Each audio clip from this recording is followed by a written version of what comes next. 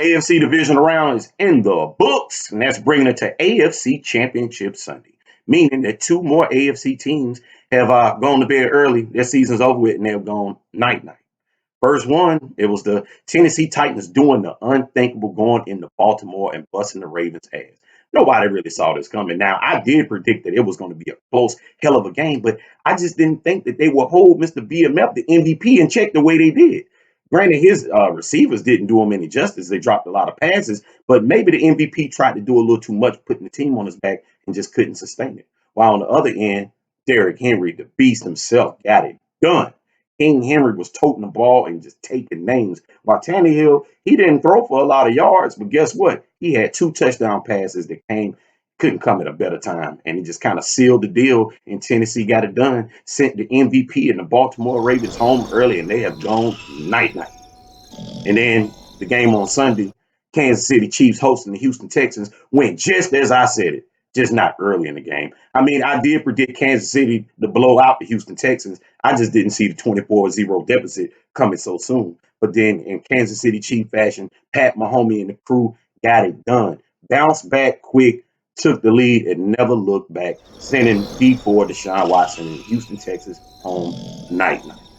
Now, this is setting up for a hell of an AFC Championship Sunday, where you got the Kansas City Chiefs hosting the Tennessee Titans this time, because it's actually a rematch from Week 10. A lot of y'all might not remember that, when the Tennessee Titans hosted the Chiefs and ultimately won the game, something like 35-32.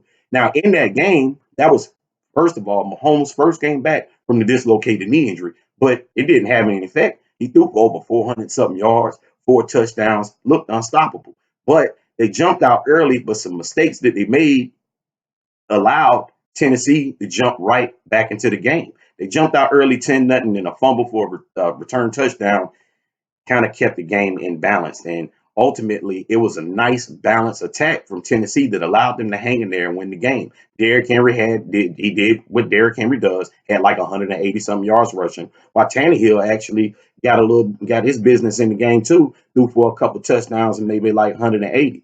But the Chiefs made a lot of mistakes. There were missed field goals, blocked field goals, turnovers, and they were on the road.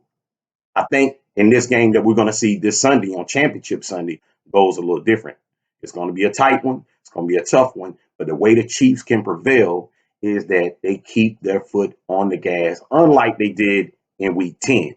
They just can't make the mistakes, not settle for field goals, and keep punching the ball in the end zone, ultimately leaving the Titans to have to put the ball in Tannehill's hands and make plays. Now, will the Chiefs be able to stop Derrick Henry? I don't think so. I mean, I don't think it's any stopping Derrick Henry. It's just that you got to make them score more points than you. And I think that the Chiefs defense will ultimately make some plays this time, whether it's a pick or a fumble, just capitalizing on a mistake that the Titans can make in that loud environment against the Chiefs ultimately gives them the edge. And I think gets Andy Reid over the hump. I think it's just his here to get back to the Super Bowl. Give me the Kansas City Chiefs 31, Tennessee Titans 24 in a close game. AFC Championship Sunday doesn't get no better than this. Just saying.